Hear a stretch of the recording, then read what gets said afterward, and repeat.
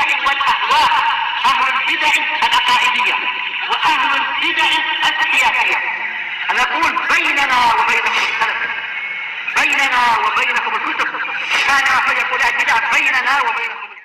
Bismillahirrahmanirrahim. Alhamdulillah, wassalatu wassalamu ala Rasulillah wa ala alihi wa sahbihi wa ba'd. Kita meneruskan kitab Bulughul Maram yang ditulis oleh Al-Hafidz Ibnu Hajar Al-Asqalani rahimahullah taala. Masih di Kitabul Buyu' bab at-taflis wal hajr. Bab taflis, seseorang yang bangkrut, wal hajr, yakni seorang dihalangi untuk tasarruf, untuk mempergunakan harta yang dia miliki, yakni disita apabila dia itu bangkrut. Sebutkan pada pertemuan lewat bahwa seorang yang itu sudah bangkrut, dinyatakan bangkrut, ya, maka tidak boleh dia bersedekah dengan harta yang dia miliki, karena hendaknya dia membayar hutangnya.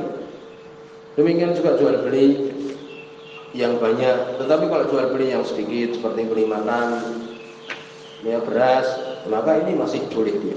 Demikian disebutkan. Tapi kalau kemudian dia sudah bangkrut dan dia harus membayar orang lain, kemudian dia beli mobil, maka ini tidak boleh. Sebutkan oleh beliau, ini hadis yang penting, ya, hadis Abu Hurairah radhiyallahu anhu muttafaqun alaih. Walaupun mereka para ulama menyebutkan dari hadis yang kita sebutkan juga yang dibawakan oleh beliau, hadis mursal dari Abu Bakar bin Abdurrahman, bahwa sahibul mata uswatul ghurama, pemilik barang itu uswatul ghurama, seperti uswatun di sini, ini sya'an, keadaan itu seperti orang yang punya hutang yang lainnya. Nah, ini seakan-akan menyelisih apa yang ada dalam Sahih Bukhari yang tadi kita sebutkan. Berikutnya hadis, ada beberapa masalah yang akan kita bacakan nanti. Hadis nomor 854, wa an Amr bin Syarid an abihi, dari Amr bin Syarid dari bapaknya Syarid radhiyallahu anhu. Hadis ini disebutkan, ya, adalah dhaif. Di situ ada Muhammad bin Abdullah bin Maimun. Tetapi nanti ada penguatnya disebutkan dalam hadis Abu Hurairah radhiyallahu anhu, hadis Bukhari dan Muslim, hadis yang penting, ya, yang masyhur. Matlul goni dzulmun. Goni orang yang kaya. Matlu yakni mengulur-ulur. Orang yang kaya, yang punya uang, mengulur-ulur membayar hutang, itu adalah dzulm, itu kedzaliman. Seorang yang punya uang kemudian dia tidak segera membayar hutang, padahal dia punya uang, maka itu perbuatan zalim. Ini menguatkan hadis yang akan kita baca ini. Jadi dari Syarid bin Abdullah, dari Syarid radhiyallahu anhu, qala, dia mengatakan, qala Rasulullah sallallahu alaihi wasallam, berkata Rasul sallallahu alaihi wasallam. Hadis ini dhaif, tapi tadi kita sebutkan tidak menguatnya. Layul wajid, layu disebutkan dari lawa yalwi, yaitu taswif, mengulur-ulur, nanti, kalimat saufa, nanti, ya, seperti kalimat matlu, dari tul, panjang, ya. Wajid orang yang punya harta, orang yang dia itu mengulur-ulur, padahal dia wajid, yang punya barang untuk membayar hutang. Maka seperti ini, layul wajid, mengulur-ulur, orang yang punya uang, ya, dia mengulur-ulur untuk membayar hutangnya. Yuhillu, sebagian maknanya yuhillu, dan yubih, diperbolehkan irdoh, kehormatannya. Wa uqubatahu, demikian juga uqubahnya, hukumannya. Jadi sebagian mengatakan maknanya adalah seseorang yang dia itu mengulur-ulur membayar hutang, maka hakim, ya, memperbolehkan untuk kehormatannya itu dibuka. Jadi orang yang mengeluh itu, orang yang dihutangi itu mendatangi hakim, kemudian menyebutkan kehormatan orang tersebut. Ini dia tidak mau bayar hutang, padahal punya uang. Ini makna halal kehormatannya, untuk kemudian disampaikan kepada hakim. Ada ini. Wa uqubatahu, ini ukubahnya, ya, ini hukumannya, bahkan sampai di penjara. Itu karena dia tidak mau bayar hutang, padahal punya hutang. Itu. Rawahu Abu Dawud, diriwayatkan oleh Imam Abu Dawud, wa Nasai dan Imam Nasai, wa alaqahu Al-Bukhari, Imam Bukhari mentakliknya, ini tidak disebutkan sanad secara lengkap. Wa sahahu Ibnu Hibban, disahihkan oleh Ibnu Hibban. Tadi sudah kita sebutkan hadis ini dhaif, tapi ada penguatnya. Maka di sini yang berkaitan dengan masalah ini disebutkan, yakni seseorang yang dia itu aflas, seorang yang dia itu bangkrut, Dan dia mempunyai harta, ini penting masalah-masalah seperti ini. Ya, sebagian sudah dia bayarkan. Apakah pemilik barang mobil itu dia berhak mengambilnya? Ya, disebutkan bahwa ya ini kalau seorang ada yang dia itu bangkrut, kemudian hartanya kan untuk membayar hutang kan gitu.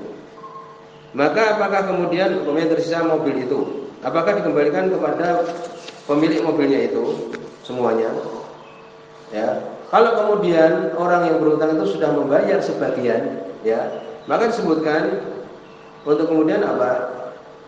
Ya, sebagian berpendapat untuk uang yang sudah dibayarkan itu dikembalikan. Ya, kemudian apa? Barangnya itu dijual, barangnya itu dikembalikan kepada apa? Pemiliknya. Jadi umpamanya dia mempunyai hutang yang banyak. Ternyata di situ ada 5 mobil dari satu toko. Maka bagaimana kalau sudah membayar sebagian, maka dikembalikan uang yang sudah dibayarkan itu, kemudian mobilnya ditarik semua. Itu jawabannya. Ya, atau apa? Atau ya sudah suruh memilih untuk kemudian dia yang sudah dibayar sudah selesai, kemudian disuruh melengkapi ya kekurangannya itu. Demikian juga apabila idza mata rajul muflis, orang yang bangkrut ini mati. Baru saya mata ahakku bimata ini. Apakah pemilik barang ini tadi, seperti mobil ini tadi, berhak untuk mengambilnya? Iya. Ya berhak untuk kemudian mengambilnya. Kalau orang ini mati, maka barangnya itu berhak untuk mengambilnya. Kemudian idza kana sahibul ain lam yahillu dina. Ya, apabila pemilik barang tersebut mobil itu belum dibayar hutangnya, belum dibayar hutangnya sama sekali, maka bagaimana dikembalikan mobilnya itu kepada pemilik mobil itu? Demikian. Sekarang hal yuhalu dain al-muajjal bisababil fals, ini juga penting. Apakah ya untuk dibayarkan hutang itu yang dia itu belum jatuh tempo dengan sebab bangkrut? Ya, ini perusahaan itu bangkrut langsung. Apakah langsung dibayarkan hutangnya itu? Padahal tenggang waktu pembayaran masih 1 bulan lagi. Ya, terjadi perselisihan. Kesimpulannya adalah tidak boleh untuk kemudian dibayar. Harus sampai waktunya nanti baru dibayar. Demikian disebutkan. Karena itu masih belum jatuh tempo, masih barang itu milik orang yang bangkrut itu. Ya, demikian. Walaupun sebagian mengatakan harus dibayar karena ini sudah bangkrut. Jawabannya enggak. Dibayarkan nanti kalau jatuh temponya. Sekarang juga hal yuhalu dain bil maut. Apakah hutang itu dibayar dengan kematian orang itu? Apakah tunggu waktunya habis jatuh temponya? Jawabannya adalah wajib dibayar dengan kematian itu. Demikian. Ahli warisnya harus kemudian menyingkirkan harta yang dimiliki untuk membayarkan hutang dari orang yang mati itu. Ya, demikian. Sebagaimana dulu di zaman Nabi SAW. Ya, demikian. Jadi untuk kemudian dibayarkan disebutkan di sini alal qaul diulu dia bahwa sahih, itu adalah sahih. Kemudian untuk ahli waris ya untuk kemudian membayarnya. Apabila imtana kalau tidak mau ba'al hakim binatarika, kalau tidak mau hakim menjual harta warisnya itu untuk membayar hutang dari mayit itu. Sebagaimana Nabi SAW ya, Nabi mengatakan yukfar li syahid kulla dzambin illa dain, diampuni untuk orang yang mati syahid setiap dosa kecuali hutang. Demikian. Kemudian disebutkan hal tuba'u alaihi daruh allati yaskunuha. Ini juga apakah dijual rumahnya orang yang bangkrut ini yang dia tinggal di situ? Jawabannya bagaimana? Tidak. Ya, Nabi mengatakan wa in kana sekadar Al-Qur'an wa in kana usratun fanadhiratan ila maisarah. Kalau dia ada kesulitan maka tunggulah sampai waktu yang mudah. Demikian juga dalam hadis Abu Sa'id Al-Khudri radhiyallahu anhu, ya hadis sahih, Nabi mengatakan khudhu ma wajadtum wa laysa lakum illa idza darik. Ambil apa yang kalian dapat, tidak ada untuk kalian kecuali yang kalian dapat itu. Gitu. Jadi kalau dia tinggal di rumah itu jangan dijual. Demikian disebutkan. Ya. Walam yungqal anna Nabi sallallahu alaihi wasallam ba'a alaihi manzilahu. Tidak ada hadis yang menyebutkan bahwa Nabi memerintahkan untuk menjual rumahnya. Demikian disebutkan. Tapi bagaimana kalau rumahnya bukan mewah sekali, Ya mungkin dari hakim dia memutuskan. Kemudian idza faraqa ma'al muflis falam yabqa minhu syai'. Bal yajbaru ay yaj'al nafsahu ajiran. Nah ini juga. Kan tidak boleh dijual rumahnya ya, dia harta satu-satu yang ditinggal di situ tidak. Sekarang apakah seseorang sudah tidak bisa lagi membayar, apakah ayaj'al nafsahu ajiran riba di gurama'ihi? Apakah dijadikan orang ini bekerja kepada orang yang menghutang itu? Tidak ada harta lagi. Apakah kemudian dipaksa agar dia itu bekerja? Tidak, orang nggak bisa lagi kerja denganku. Setiap hari kamu bayar. Jawabannya sekarang di sini lah, tidak. Tidak disuruh bekerja. Ya. Sebagai hadis tadi, khudhu ma wajadtum wa laysa lakum illa dzalik. Ambil yang kamu dapat. Kalau enggak ada lagi ya sudah, untuk kamu yang kamu dapat itu saja. Demikian. Kemudian juga disebutkan idza bil wajid goni. Ini yang berkaitan dengan hadis tadi, hadis Syarid radhiyallahu anhu tadi. Bahwa orang yang mengulur-ulur hutang dia punya harta maka itu zalim. Maka disebutkan idza abal wajid al goni. Apabila orang yang kaya ini yang dia itu sebenarnya harus membayar hutang, dia tidak mau, menolak untuk membayar hutangnya. Bagaimana dibuat? Ya, maka disebut tadi hakim untuk kemudian memberikan hukuman. Ya, demikian. Sebutkan di sini oleh Syaikhul Islam Ibnu Taimiyah rahimahullah, "Faman qadir wa man kana qadiran", kalau dia itu mampu untuk membayar dan dia tidak mau, ujbira, dipaksa. Bidarab wal habs, untuk dipukul dan dipenjara. Demikian sebutkan. Tidak ada perselisihan di antara para ulama. Berikutnya hadis nomor 855. Wa Nabi Sa'id Al-Khudri radhiyallahu anhu, dari sahabat Abu Sa'id Al-Khudri radhiyallahu anhu. Hadis ini sebagai Imam Muslim rahimahullah taala. Qala, beliau mengatakan, usiba rajulun fi ahdi Rasulullah sallallahu alaihi wasallam. Seorang tertimpa musibah ya di zaman Rasul sallallahu alaihi wasallam, fi simarin ibtaha, di buah-buahan yang dia membelinya. Ini demikian namanya musibah. Seorang sudah berusaha ya melakukan usaha bisnis dan sebagainya, ternyata diberikan musibah oleh Allah Subhanahu wa taala, ujian. Ya, dia mendapatkan musibah. Ya, barang atau pohon yang dia beli itu ternyata mungkin terjadi suatu sehingga terjadi musibah. Maka surah dainuhu, maka banyak hutangnya. Akhirnya asalnya mampu, tapi kemudian mendapat musibah menjadi orang yang punya hutang malah. Faqala Rasulullah sallallahu alaihi wasallam, maka Rasulullah sallallahu alaihi wasallam beliau mengatakan, tasaddaqu alaihi, bersedekahlah kepadanya. Ini menunjukkan boleh anjuran seorang kalau ada saudaranya itu punya hutang, kemudian pemimpin atau imam atau yang lainnya menganjurkan sedekahlah untuk dia ini supaya dia bisa membayar. Fatasaddaqan nas alaihi, maka manusia pun bersedekah kepada dia. Tetapi apa? Walam yablugh dzalika wa fa'adainihi. Ternyata belum sampai sedekah itu untuk wafa, membayar hutangnya. Faqala Rasulullah sallallahu alaihi wasallam li ghurama'ihi, maka Rasulullah sallallahu alaihi wasallam beliau mengatakan kepada ghurama, kepada orang-orang yang rugi, yakni orang-orang yang dihutangi itu. Khudhu ma wajadtum, ambillah oleh kalian apa yang kalian dapat. Yang kalau dapat onta ya onta, ya atau mungkin tanah ya tanah. Tadi disebutkan rumah tidak. Atau emas, ambil saja itu semuanya. Walaysa lakum illa dzalik, dan tidak ada untuk kalian kecuali itu saja sudah. Rumah jangan. Dia tinggal di situ. Kecuali rumah yang mewah, nah mungkin itu dilihat oleh hakim. Rawi Muslim, di sini sebenarnya Imam Muslim rahimahullah taala.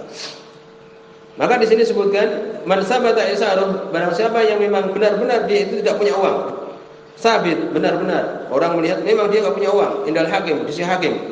Wal yajuzu mutalabatihi, apakah boleh untuk diminta lagi? Wa mulazamati, terus dipepet supaya bayar. Jawabannya lah, tidak boleh. Ya. Karena apa? Karena tadi wa in kana usratin fanadiratun ila maisarah. Kalau dia sulit, tunggulah sampai dia itu mampu, sampai dia itu mudah. Al-Qur'an yang mengatakan demikian. Ya, demikian. Tapi bagaimana kalau dia bohong? Nah, ini dimaksudkan man alaidain, kalau dia punya hutang, fatuliba bihi, kemudian diminta, falahu halat, maka ada keadaan. Orang punya hutang diminta, maka ada keadaan. Man wajaba alaidain hal, fatuliba walam yu'addi nadhar hakim. Kalau seperti ini maka hakim melihat. Fa in kana fi yadihi mal dhahir, kalau di tangannya ada memang harta tampak, amru bil qada, maka wajib hakim merintahkan dia untuk membayar. Ya, demikian. Kalau tidak mau ya tadi di penjara dan sebagainya. Ini kalau ada jelas. Wa ilam yajid malan zahiran, kalau tidak didapatkan di tangan dia itu harta yang tampak dan dia mengaku sebagai orang yang tidak punya, fasadaqahu gharimuhu, orang yang diutangi mengatakan iya memang dia tidak punya. Tidak sampai hakim memang oh iya dia mengatakan tidak punya, kami lihat juga dia enggak punya. Lam yuhbas, tidak perlu dipenjara. Wajib ditunggu waktunya pada dia mudah. Wa in kadzabahu gharimuhu, kalau orang yang diutangi itu mendustakan, dusta kamu punya dan sebagainya, maka dilihat. Ya, disebutkan di situ ada ahlul khibrah batinah, orang yang punya keahlian secara batin, tampak dia ini pengonda. Ya, li'anna talif yattali alaihi ahlul khibrah, karena yang namanya kerugian itu orang yang punya keahlian itu bisa tahu. Oleh karena itu ada istilah mereka konsultan dan sebagainya. Ya. Kalau memang dia nggak punya, ya sudah nggak punya, demikian. Kalau dia ternyata punya, ya untuk membayarnya. Man arada safar wa alaihi dain, barang siapa dia ingin safar, padahal dia punya hutang, yastahiq qabla mudati safar, yang berhak untuk dia itu membayarnya di waktu ya safar dia itu. Jawabannya adalah apa? Madzhab Ahmad, pendapat Imam Ahmad, ayuna minas safar, untuk dilarang safar sampai dibayar hutangnya. Semoga ini yang sahih. Ya demikian. Jangan safar dulu, bayar dulu. Di sini subhanallah wa bihamdihi asyhadu an la ilaha illa anta astaghfiruka wa atubu ilaik.